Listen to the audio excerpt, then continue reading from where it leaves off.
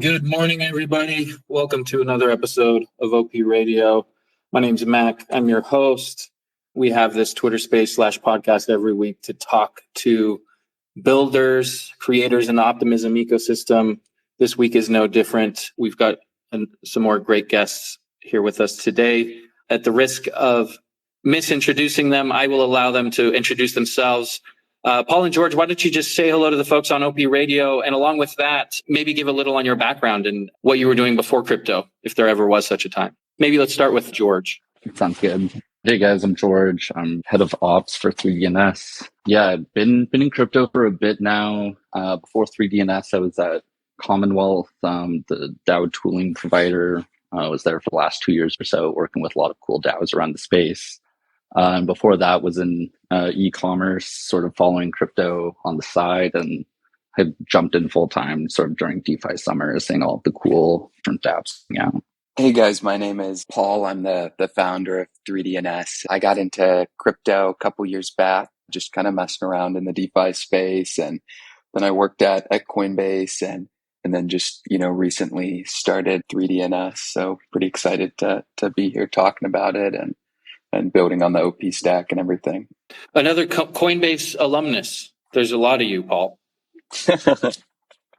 Yeah, good old Coinbase. Love what they're doing with Base and everything on OP. So it's great to see that the company pushing forward and everything. Absolutely. Okay, so thank you both for that intro. I always like to learn a little bit more about the people behind the protocols here.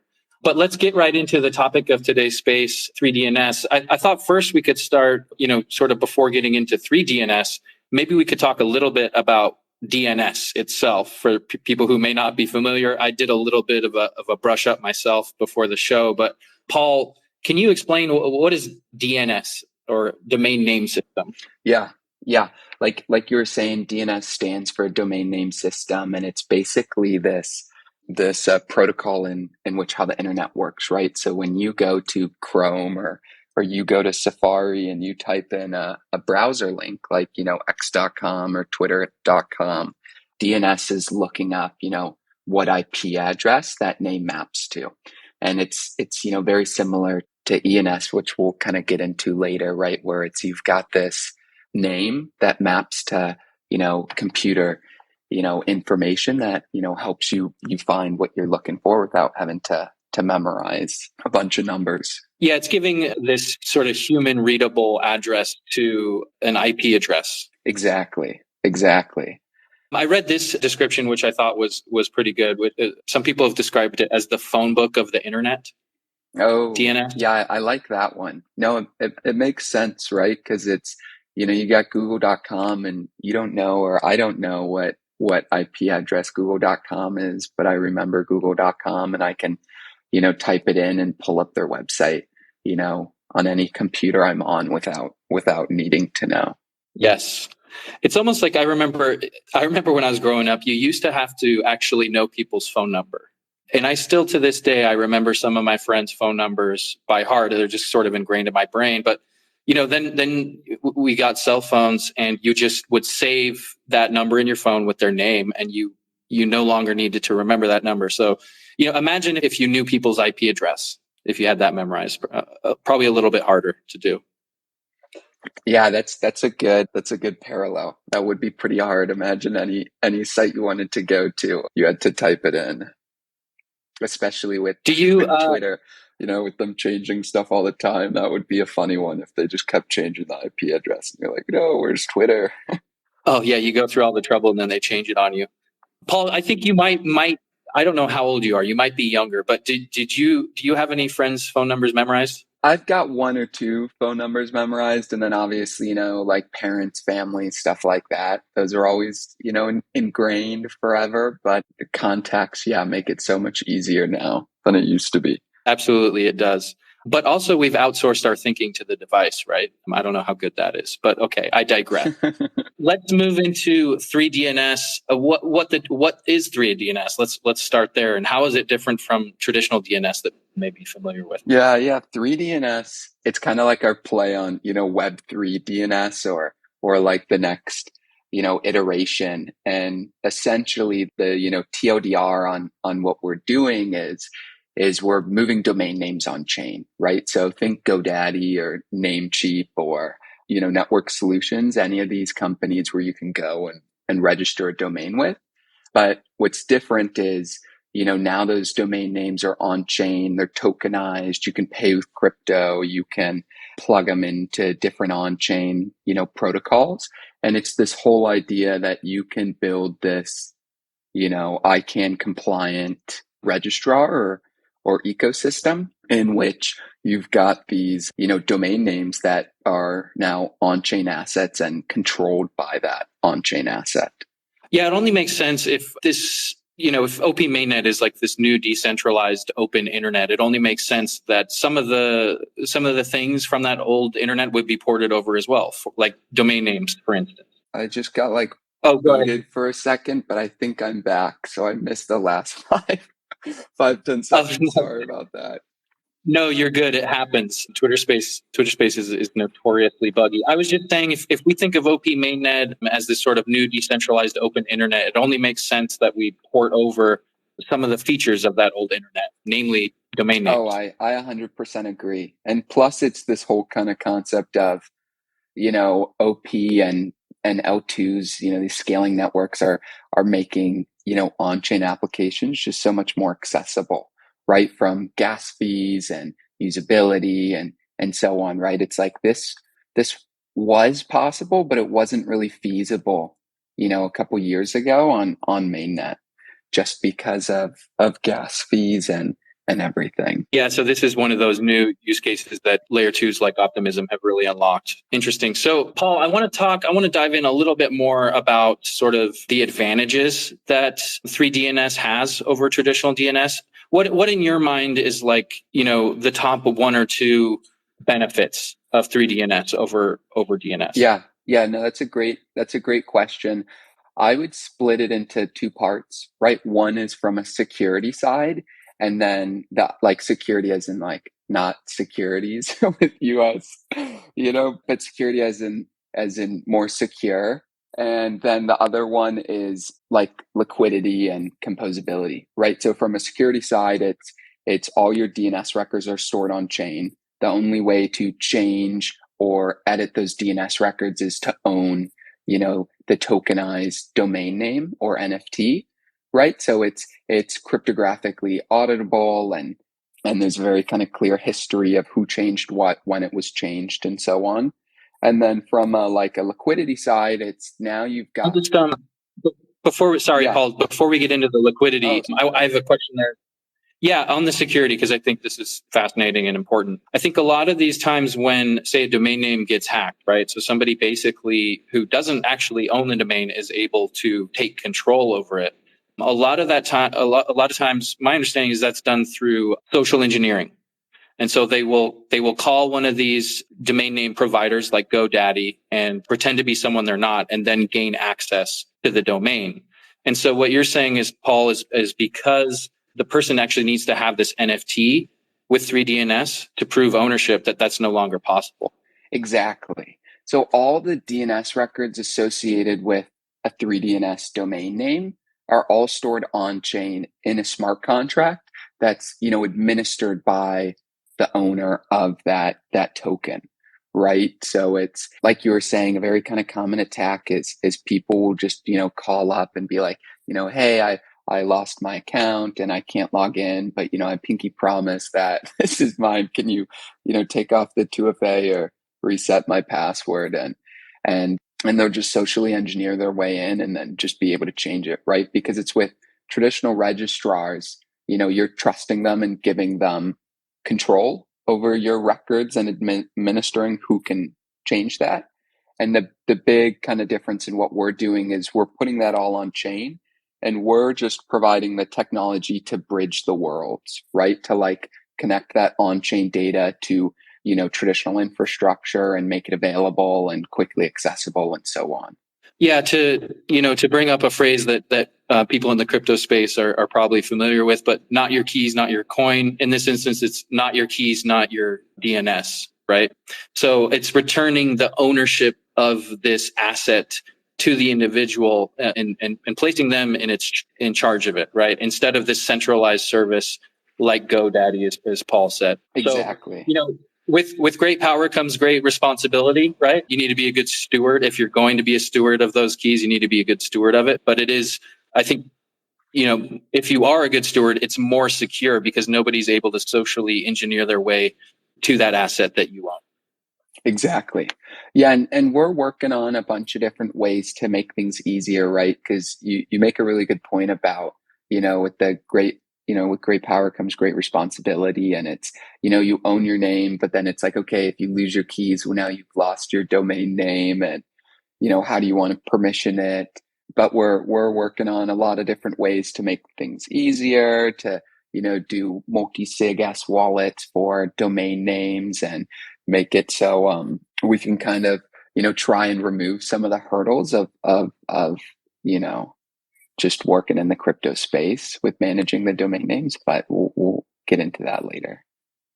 Interesting. So it sounds like you are aware of that, Paul. That turns out not everybody wants to be their own bank or their own steward, but so you're aware of that problem and working on potential solutions there. Yeah, exactly. Great.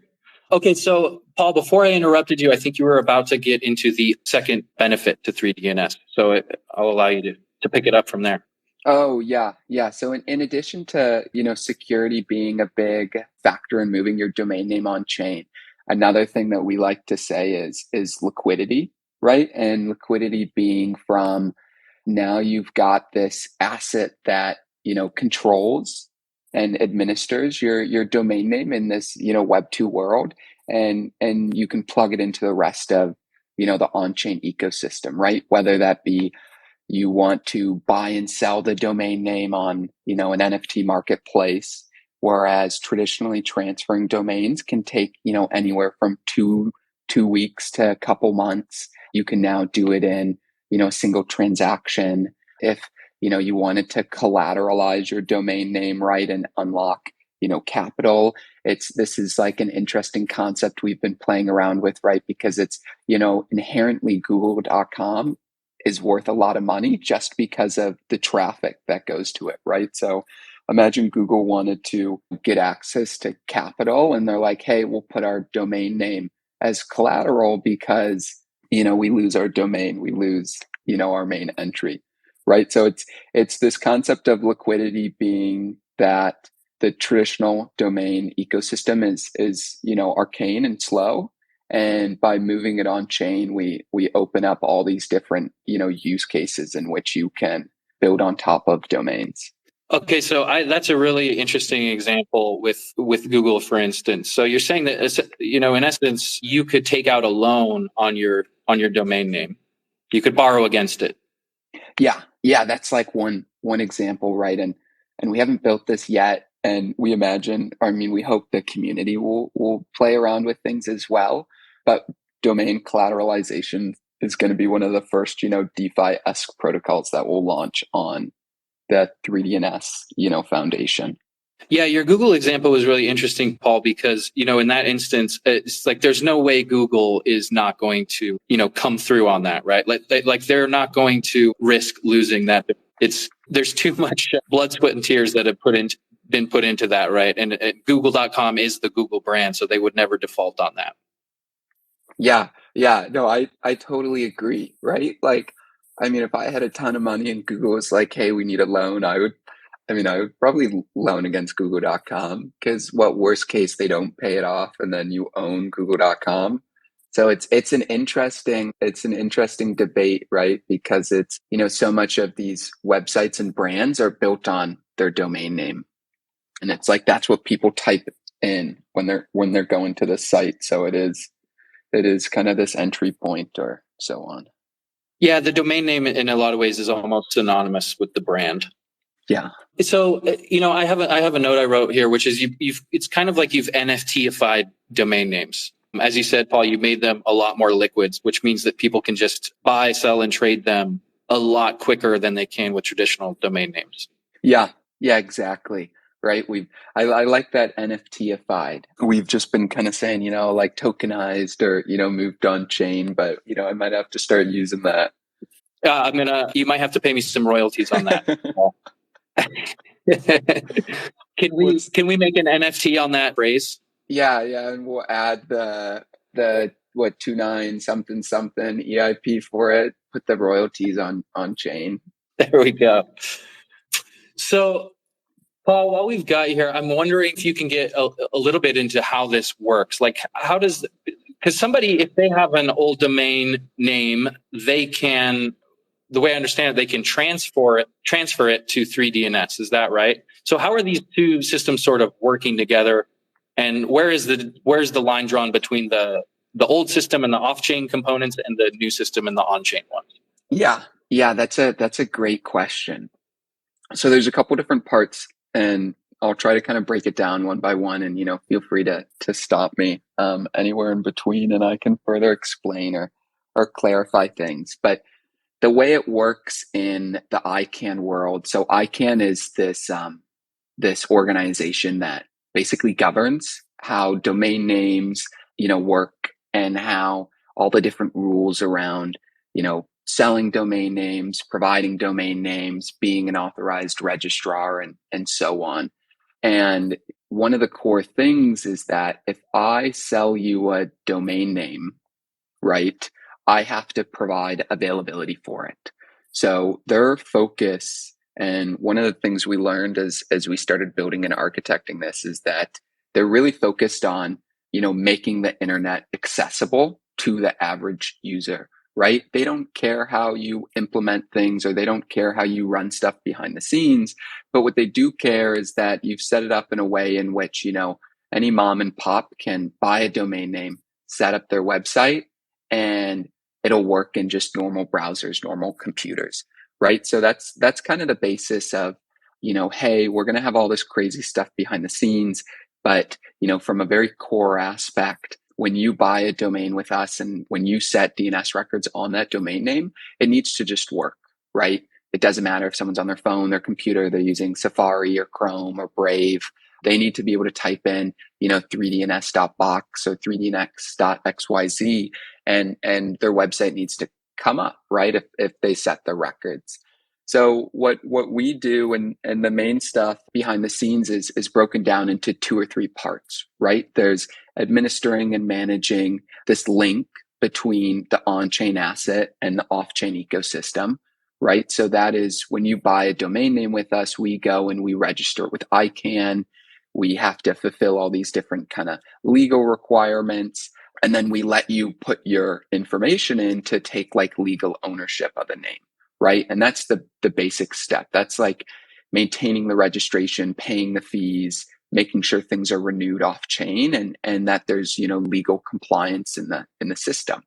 And then the next step is a quick question, Paul. Yeah. When you're doing that, I would assume that like you don't really know who bought this domain. So how are you registering their name with ICANN?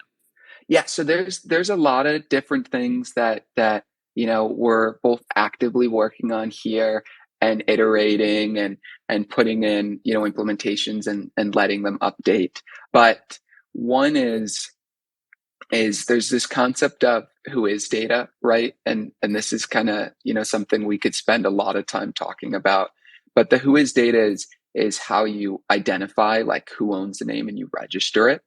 And that's kind of your entry point into like registering a domain name and contacting someone, right? And ICANN's core focus with that data is that you're able to contact the registrant, right? The person that owns the name, and provide them with updates like, hey, your name's going to expire in a week, or hey, your DNS records aren't set, or hey, you don't have auto renew set, right? Like these are all like really little, really basic things. They want a line of communication. Sorry to interrupt again. They want a line of communication to be able to tell this person they need to make these updates or exactly right, because it's they want to make sure that you're providing basic information to what could be a just very average non-technical user that owns that name, so they don't lose it, right? That's their focus, is kind of on the like their big thing is accessibility of internet for everyone. At least that's like my take on a lot of how they've structured their rules as a registrar. Anyways, but it's like, so that's why when you go to 3dns.box and you sign up, we verify your email is that's like one little reason, right? Is it's okay. We want to make sure that we can send you notifications and we have to verify it and we have to do this. And that's kind of like the tip of the iceberg. I see. So that's how you kind of are able to integrate with ICANN, because you do have an email when someone purchases a domain. So therefore, ICANN can communicate via that email. Yeah. So it's like, then we can send you an email and be like, hey, your domain's going to expire. Do you want to renew it? Right. Got you. Okay. Please continue. Sorry to derail you there. I just had to satisfy my curiosity there. Yeah. No, you're good. Anyway, so it's we've got this, there's the registration aspect of the domain names, right? And making sure that the owner is registered. And then there's this availability aspect, right? So making sure that the DNS records that you send or set are available to the internet, that we've got, like failover systems, and that like when somebody goes to the browser to type in your website, we can return DNS records. So we do a lot of, internal investment in our infrastructure, setting up stuff so things scale correctly, and making sure things are fast, because when you go to a website, it can be, many DNS requests before you actually see that website, right? So if you imagine like a user, views, I think a website is like, there's on average 7 or 8 DNS, requests that they'll do every time they go. And then as you're on a website, it'll continuously check the DNS records to make sure that, they haven't changed. So there's a lot that happens behind the scenes. And a lot of our focus is on making sure that everything we build is very scalable and doesn't go down. And then the last aspect is like the on-chain administration and, usability, right? So how do we write our contracts so things are composable? How do we plug this into the ENS ecosystem, and so on, which I'm kind of happy to jump into as well. Well, I think first of all, I'd like to ask, you mentioned, when someone accesses a domain, there's a lot going on behind the scenes. And it sounded to me like in the case of 3DNS, that might be, so there's like multiple transactions. What I'm getting at is, and you mentioned this earlier, Paul, something like 3DNS wasn't feasible until quite recently with a layer 2 like Optimism. And so I wonder if you could just speak to the sort of like technical restraints there, and how Optimism is enabling 3DNS to function. Yeah, no, 100%. So one of the big things is like anytime you go and you update your DNS records, you'll need to do an on-chain transaction, right? Because those are all stored in a smart contract. So think of like updating your ENS profile, right? Like adding a text record for your Twitter account, or changing where your website is pointing. Those are on-chain transactions, right? If you wanted to add and administer that could, manage your DNS name, that would be a transaction. And, when you're working on mainnet, and especially when, there's a lot of activity on chain, those transactions can easily be, $30, $40, $50, $60, right? So it's like, imagine you wanted to update your DNS records and you had to pay, $100 to do so. And I think that's the big, power of doing this on OP and doing this on an L2 is, now that's like 6-7 cents. And it's just, it's like a big drop in cost. Yeah. So the transaction itself will be 6-7 cents. And then are there other costs associated with using 3DNS, Paul? So you have to like register the domain name, and it's a yearly fee, and then we charge a premium right now for like tokenizing the domain name is what we call it. So that's $3 a month, and right now it's billed annually. We're kind of working out different services and ways to play with that, but right now it's you pay for the ICANN registration fee, and then you pay us a fee to tokenize and manage that link with the ICANN world.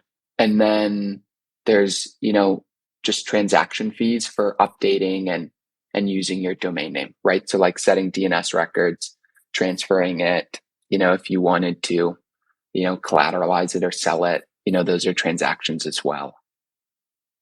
Right. And you mentioned 3DNets being on OP Mainnet, the lower costs associated with those kind of transactions.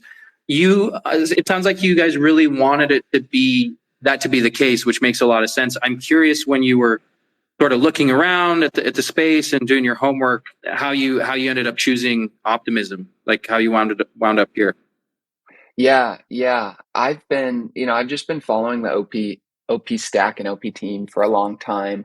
Back when I was at Coinbase, I did a lot of work with guys at OP, and we just align really well on development principles.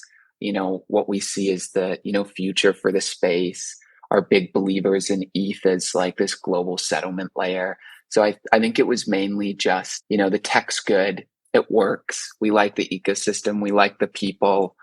Base obviously is another testament to, the OP stack and what you guys are doing at OP. And, that's, I guess, in a very kind of simple answer, that's why we chose to work on Optimism. Good enough for Base, good enough for you, right? Yeah. Okay, Paul. So I wonder if we could, I'm sure there's going to be some people who want to try this out. So maybe we could talk about what's currently available, and then we could talk about what's going to be available eventually. Yes. So right now on our website, we've got our wait list, and we've got a couple different, quests that let you kind of mess around. And over these next couple days, we will be rolling out some more quests. We're going to start opening up the beta either later today or tomorrow. And then we're going to be rolling that out pretty aggressively, right? Just letting people in, as long as, things don't go down in the background, we'll just start bumping stuff up. But that's going to let users buy domain names, manage the DNS records, and, just set up a website as they normally would. And that's kind of our phase, 1, phase 0. Which is, hey, let's get domain names on chain. And then we've got, a plethora of things that we'll be rolling out after. George, I don't know if you want to add anything to that. Yeah. So also initially users will be able to register new, like unregistered domains. We'll be adding some functionality for users to transfer in existing domains here pretty quickly. And then additionally, we'll be offering some user incentives and rebates to users that will diminish as more domains get registered. So, make sure to go out, complete your quests, try and get off the wait list as soon as possible, just to maximize the rebates you'll receive. Very cool. And then I have been privy to some alpha here with some things you guys have planned for further on down the road in the future. I don't want to spill the beans myself, but is there anything that you guys would like to talk about maybe for future plans moving forward in the more distant future? Yeah. So, I mean, it's cool stuff. I just don't want to steal the show. Dotbox will be really cool. We'll kind of be, talking about that more. Dotbox is going to be the first fully on-chain TOD that complies with, the ICANN ecosystem, but is also issued purely as on-chain domains. So we'll be launching that and giving more info on that as well. We are building a marketplace that's tailored towards, namespace and doing stuff with your names. So we've got a lot of cool stuff in the works there. And then just to quickly interject, Paul, because we talked about one of the main benefits being increased liquidity of domain names. And so this marketplace is going to be a place that people can actually buy and sell and trade these domain names. Exactly. So think like OpenSea, but tailored towards names is all it is. And it's focused on, hey, if I want to, speculate on namespace, how do I search for different names, do that? How do we kind of categorize them, make them available?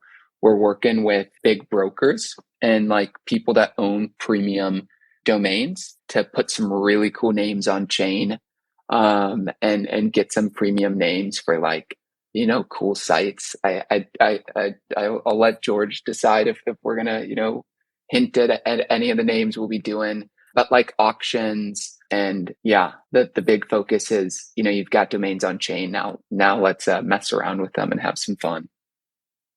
Yeah, very cool. And why wait around for someone to build a marketplace when you can just do it yourself?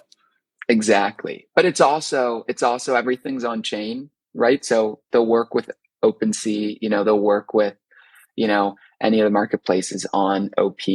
So if, users are really edging to start buying and selling domains, they'll be able to do so right away.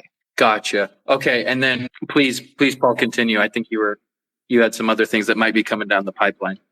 Oh, yeah, no. And then we've just got a mix of skunkworks projects that we're lining up. So just silly things that we had, written down on a whiteboard, and we're like, oh, this would be funny. Let's ship it, right?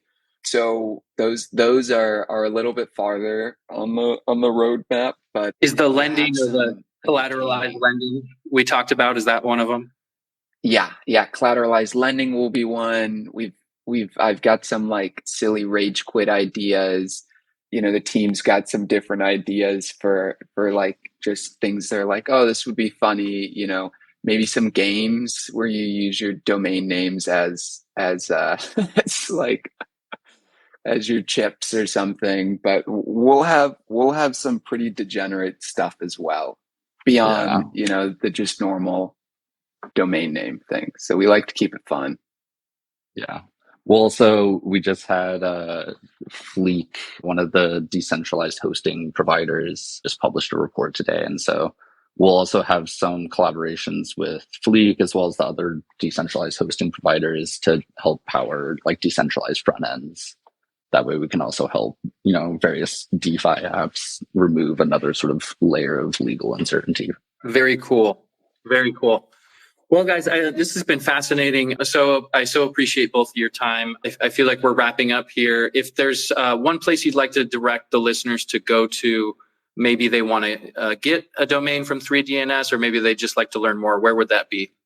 Yeah, so 3dns.box, our website, you guys can go sign up for the wait list, do some of the quests, and then beyond that, keep an eye on our Twitter, which is at 3DNS_INC Inc. And we will post all updates about the beta, rollout of rebates, and new features and projects there as well. There you go, at 3DNS_Inc. For my part, I would encourage people to like and subscribe to OP Radio on Spotify, Google, Apple, YouTube, everywhere you listen to your podcasts. I've been negligent in doing that in the past. I've been a bad podcaster. But yeah, please, we hold this space every week. So thanks again, Paul and George, for joining us. I hope you guys have a great rest of your day. You too. You as well. See ya. Bye-bye.